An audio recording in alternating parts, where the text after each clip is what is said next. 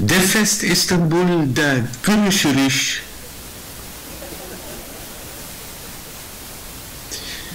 Okay, let's do this.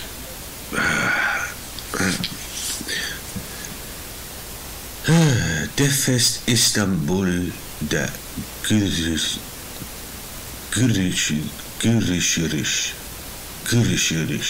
That's it. Görüşürüz. Defest İstanbul da görüşürüz.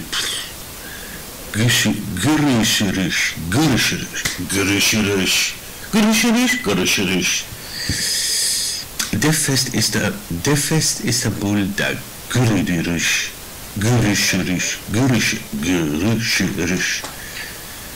Defest İstanbul da görüşürüz. Defest İstanbul görüşürüz.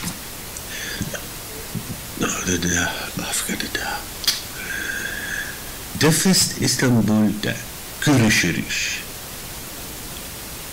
Merhaba. Or salam. Yeah, what shall I choose? Salam. Okay, let's do this.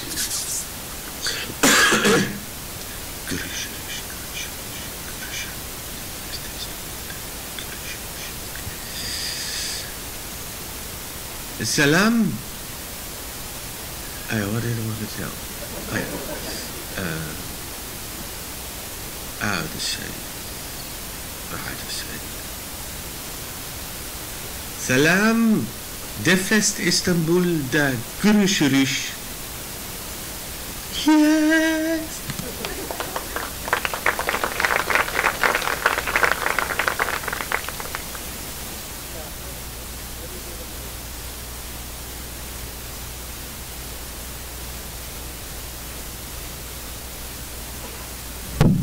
Yeah, you have a difficult language for me. But I'm trying. It took me like 8 minutes to figure out how to do this. This is just one take. I had several takes, but in the end I hope I achieved saying it. I'm not gonna say it anymore for 1 year now. You can come over here as well, sit on the podium. There's a chair over here as well. So I see a lot of people want to know how to succeed with your Android application. Well, before we start, I want to know who you are. I want to know who is in front of me. So who ever published a Android application? Who didn't? What? Who wants to? Now all hands should be up. Okay. Who ever got a million downloads? Okay. Well, let me introduce myself. My name is Wiebe Elsinga, or Elsinga, but finally a difficult name you can't pronounce. But call me senior developer, Mr. Glass, that's fine by me, or hey, that guy. I'm a Android lead developer on a small company that is called Outshoot Mobile. We make mobile application for iOS, Android, even mobile web. And I'm one of the GDG organizers for the Dutch Android user group. So we mainly focus on the Android ecosystem. And you can find me on Twitter or Google Plus or not at all. But it's not about me, it's about what I can tell you. And if you don't believe me, that's fine. I'm just here sharing my experience with you. And this is what I came up with. 75% of, it is 72% actually, of customers will leave you within 3 hours or within 3 months when you publish your application. That's staggering, that's a lot. So how can we keep those users and customers happy? How can we reduce that number? And 1/3 of every company that starts within half a year will fail, will die, will lose money. So we won't want this to happen. We did a couple of times, we fell, we stumble, we invest a lot of money again, and So again, this is my experience telling you how not to fuck up. And if we see at the different numbers, there are a lot of apps available currently. 1 million apps available just in the Google Play Store. And there's 50 billion apps already downloaded. And compare that to devices, there's 1 billion users currently. And because I'm really a visual kind of guy, I wanted to show in a graph. So in 2008 we had none, and in 2014 we had 1 billion. So just a small percentage of being a success is probably good for your wallet. So, how to be successful in with your application? What are the do's and don'ts that you need to take in consideration? Well, stop rushing. Time boxing, well, it's fine, and every business wants to publish their app as soon as possible. But this isn't the right way to do, because when you rush, you forget stuff. Focus on the user, because the app is all about about the user that uses the app. So take in consideration all the different aspects a user wants from your application. But you have to pick the right user. If I get a bug, or if I get a complaint that my Android device isn't really running on an iOS device, I laugh and I turn my back, because it isn't the right user. If my mom complains about an application that I gave her, but she's not really the right user, it's fine to hear her complain, but it's not the scope I'm looking for. Also, you have to know your domain. If you make an application and you make business rules and you make a valid working application, but you don't know the domain, you make an application for a bank, but you don't know what funds are, what rents are, then you probably are not currently using the app as it should. So you can create all these kinds of cool features, but it got nothing to do why the app should be used for. Again, user experience. By the way, can somebody tell me what the note thing is? Besides that guy over there, because he saw and that guy over there. Come on.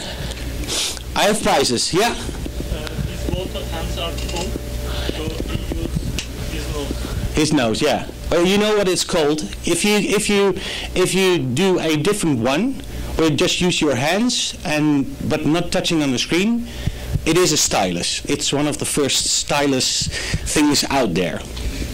But it all have to do with user experience. And I can talk like 2-3 talks about user experience. I'm not. If you're interested, by the way, in user experience and like say branding, go to Marie Swijs in two talks in Hall A. It's going to be an awesome talk. But if you don't invest in user experience, that you don't have a look at what the app should be doing and how users react, you will fail.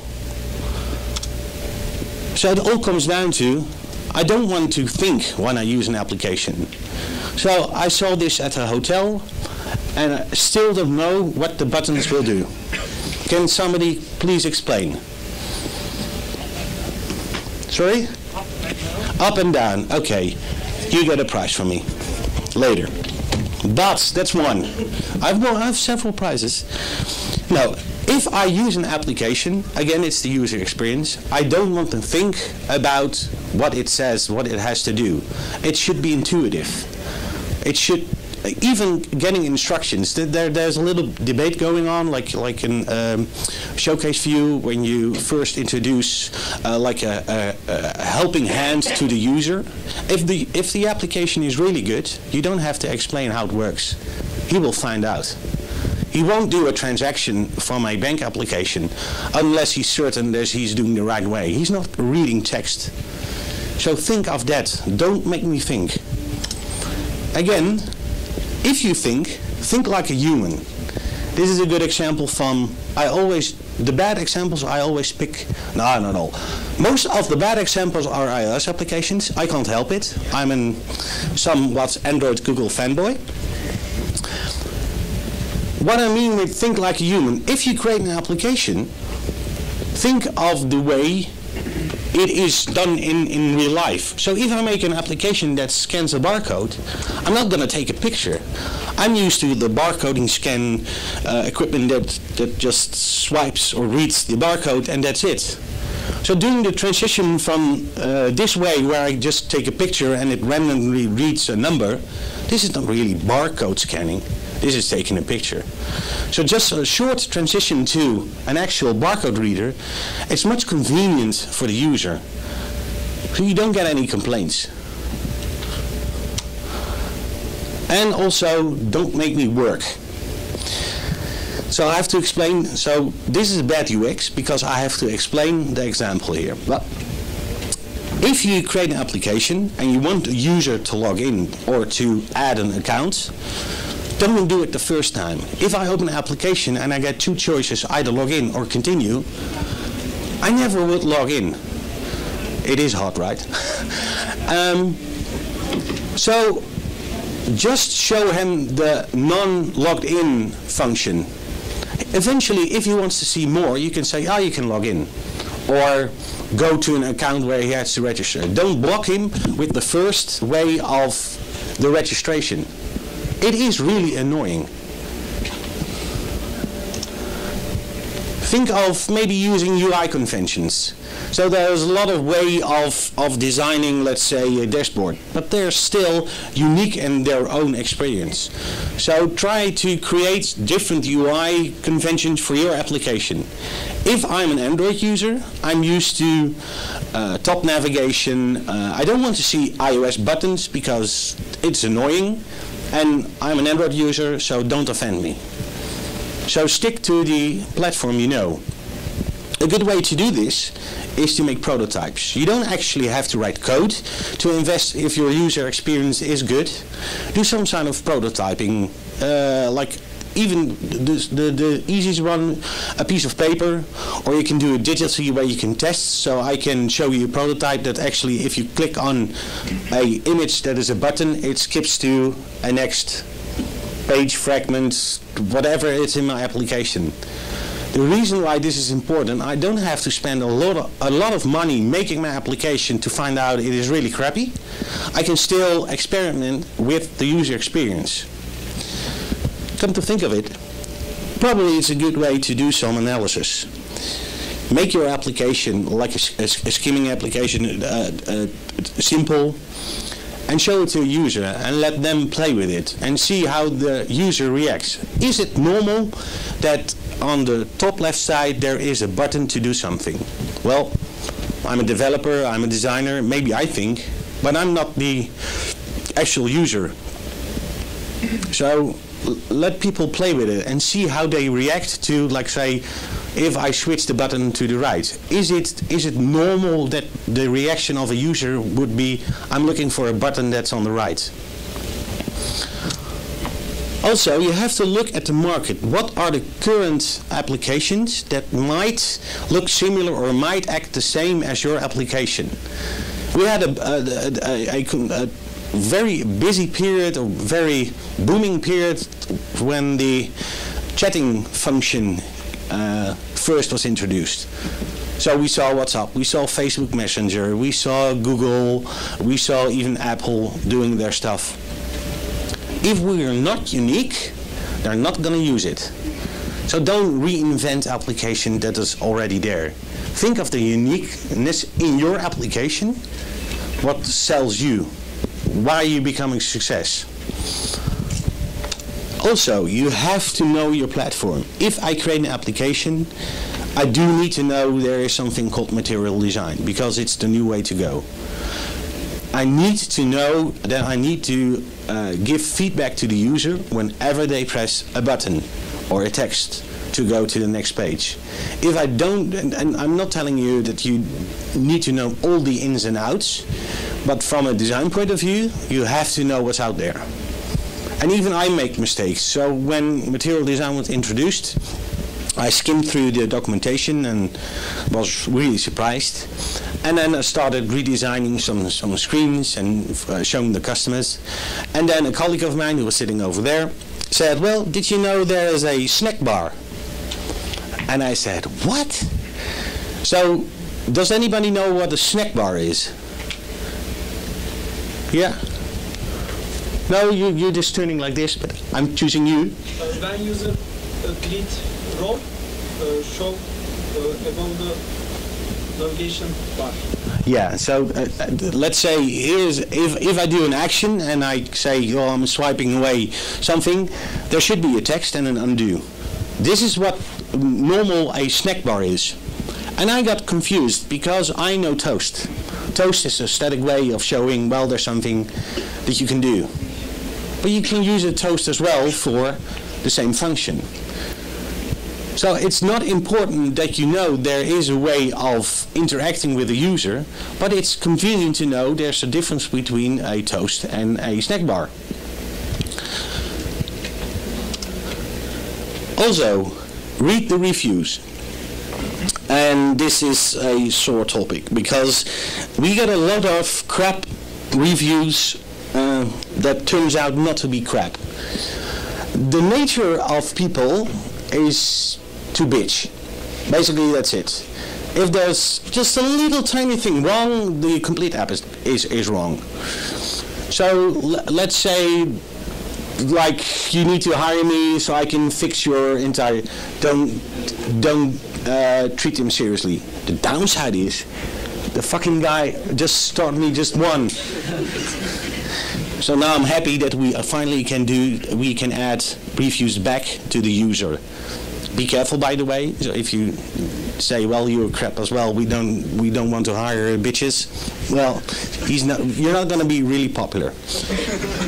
So, like 60% of the reviews aren't really valid reviews, but there are. So read them carefully.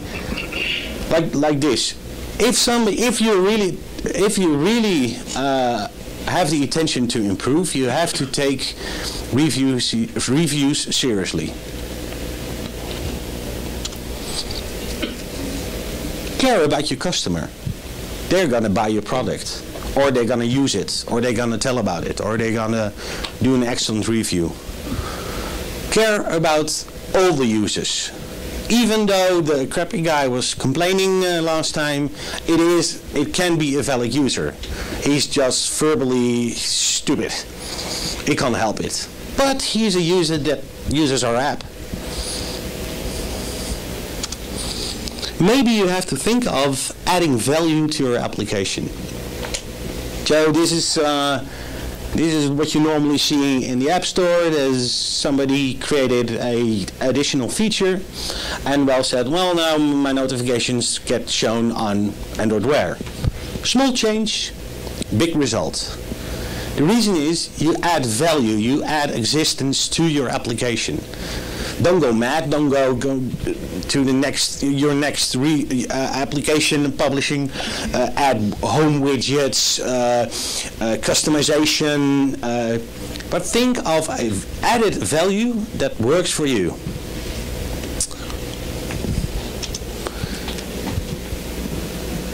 If you add value, one thing is that you might think of the different designs, different targets. So in the beginning, and I'm not mentioning the fragmentation thing, but in the beginning there was a lot of discussion and a lot of movement, like everybody created an app, a tablet was introduced, and your app is now 2 times bigger. The awesome feature that Apple is still using, the scaling. Well, in my opinion, it sucks. You have a different platform. I'm using my mobile phone different than my tablet. I have my mobile phone with me all the time. It knows more from me than my wife does from me.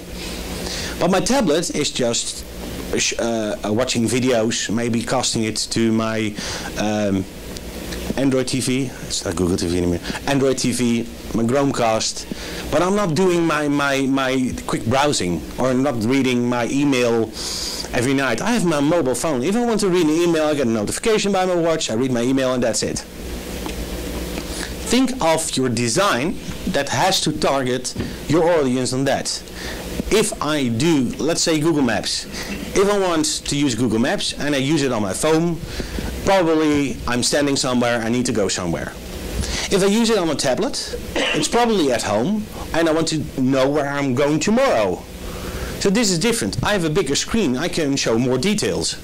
On my mobile phone, I'm on the run, my 3G or Wi-Fi sucks, but so I just need to get directions. That's why on your mobile phone, navigation is really popular. On your tablets, printing the route is really popular. Support multiple languages. Because I travel a lot, I always am amazed on how many languages are or need to be supported on your mobile phone. It can be weird if you create an application and you had Hindi or Korean and the UI looks really weird. That means people if I have an application that supports Turkish and it really looks bad, you're not going to download it, or maybe download it and throw it away. But if I do the extra effort and I invest how it looks, then you're going to keep it. Happy customer, happy developer. Respect culture. By the way, this is in Amsterdam. She's getting married and they decided to rent a beer bike. So they have to drive and drink at the same time. And there's one in the middle just doing the beer and screaming, "Oh my God, we're going so fast."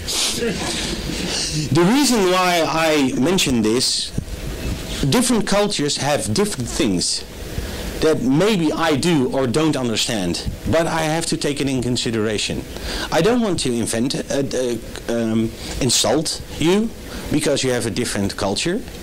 I'm not saying your culture is good or bad. It's different from mine. I really enjoyed learning it. So I have to take it in consideration while I'm making my applications. Obviously no swear words, but maybe there's some differences that might be in my application that you need to know. Again, when you add extras, think of the extras you're attending. This is a normal phone thingy, and now you can buy an additional Zeiss camera just to plug it in to make awesome sharp photos. If I want to do this, I'll probably just buy a digital camera. So don't go mad with adding extras. Also, think of it, go native. Facebook, prior to being native, has a web hybrid sort of thing, using it's now called Cordova, but PhoneGap. They got 1-star rating. They went native and they got 4-star rating. Huge difference, good investment. Think of it. If you make an application and you can do it in native, do it. And of course you have to do something with marketing. You can call the press, you can write a blog, you can ask GDG members to have a look at your application. But it is important to do something with marketing. And if you do, you have to start early. This is good for your presentation, by the way. This is a smartwatch. Yeah. Nice one. 15 euros. I didn't buy it, and I don't want my son to wear it because he's not a geek yet. But they start early, and if I do this in like 5 or 10 years, to be honest, my son is half a year and he knows how to swipe my mobile phone. When I change diapers, I'm doing like this and he's doing like this. First I thought it was cute. Now I'm starting to get worried that maybe he's getting better at this than his father. Now, if you design an application, if you think you know you're gonna make something cool, start buzzing it as soon as possible. Maybe just do like a website or announcing something big. They did it. Does anybody know which phone this is? Yeah, just yell. LG or Samsung? It is a Samsung. They did a campaign. So prior to releasing the mobile phone, they just put up a website, and there was a lot of talk, like Apple's doing normal when somebody left a mobile phone at a cafeteria and, oh my god, we have pictures. It is intended, trust me, it is. And also, and this is one of the last things, don't be afraid to ask. This is a GDG DevFest. GDG stands for Developer Group. It is a group. It's other enthusiasts like you and me. We're not different. I go to the toilet probably the same as you. But I have maybe some knowledge on one subject and I don't have on another. So ask around, ask an opinion. Don't be afraid to reach out. As long as you are not telling me the complete story because I'm going to nick your application. No, I'm just kidding. I'm not Apple. But ask around, see what they think. Maybe you forgot something, but don't be afraid to ask. So, because it's hot, it's really hot here. Forget everything I have to say, just remember this. Know what you make, for whom, and how you're going to make it. And basically that's it. So, thank you for listening like 30 minutes. I should have just done this and went out for some fresh air. So, are there any questions? I have some prizes to give away. It's what is it? It's credit for a startup. I already gave one away. Yeah, just shout. Money? Yeah. Living. What's your question? No question. I just. Oh, you want this? You're not gonna get one. You're not gonna get one. Well, maybe. Other questions? Yeah. What we were thinking about Microsoft, this armband, and do you think Android can do something similar to this armband, which can move a vehicle with these Spider-Man moves, you know, like these different things? If I would, I couldn't say. No, again, I'm not officially working for Google, but the way Google works, and for me it's good. If they do something cool, they're not going to tell you until you're ready for it. That's one. Other questions? Is it so damn hot that everybody just drained? Yeah? About Google Glass, when do you think it's time for starting apps for the Google Glass? And do you think it's going to be public soon? Okay. Officially, they now bumped it to the summer of 2015. I'm just checking with those guys. Those were the last rumors. You can start making apps now. It helps to have a device, but you can't test it. Officially, you can't test it on an emulator, so you have to have an actual device. And to be honest, I don't know what the future will be. For an end consumer, probably Google Glass isn't the way they were expecting. From a business point of view, let's say you're working for police and or in the transportation and you want to use glass, it is really a good business value. But for an end consumer like you and me, it is a nifty gadget and it will probably be there even though the price will go down. But you're not going to pay like $1,000 and that's my 3,000 Turkish lira for a dorky device that's on your head. Yeah. Good question. Yeah. From your experience, how big should be a marketing budget for an app? Like usually, marketing can be a huge part. Yeah.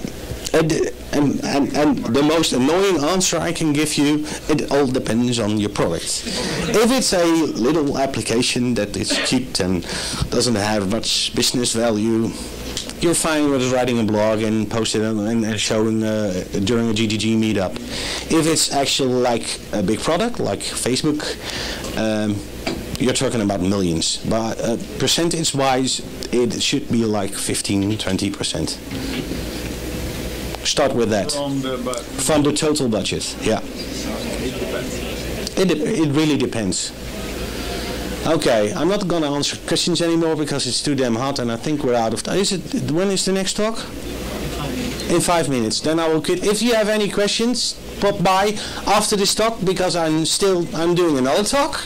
I'm sorry. So if you're fed up with me, again, I'm sorry. Thank you. Thank you.